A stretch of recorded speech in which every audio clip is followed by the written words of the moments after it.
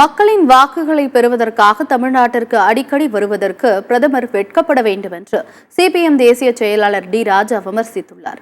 கடலூர் மாவட்டம் சிதம்பரத்தில் Marxist communist கட்சியின் தேசிய செயலாளர் டி ராஜா செய்தியாளர்களை சந்தித்தார்.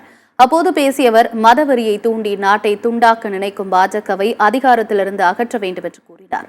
தேர்தல் காலத்தில் மக்களின் வாக்குகளை பெறுவதற்காக தமிழ்நாட்டிற்கு பிரதமர் அடிக்கடி வருவதற்கு வெட்கப்பட வேண்டும் என்று அவர் விமர்சித்தார். பொதுத்துறை நிறுவனங்கள் ஏன் பாதுகாக்கப்படவில்லை?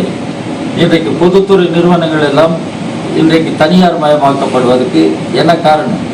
நெய்வேலியே என்ன ஆகும் என்பது ஒரு பெரிய கேள்விக்குறியாக இருக்கிறது.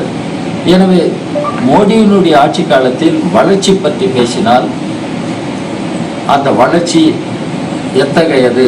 மோடி மக்களிடம் விளக்க தயாரா? இன்றைக்கு மோடி ஆட்சி காலத்தில் வளர்ச்சி பெற்றவர்கள் என்று எடுத்துக்கொண்டால் கார்ப்பரேட் நிறுவனங்கள் தான்.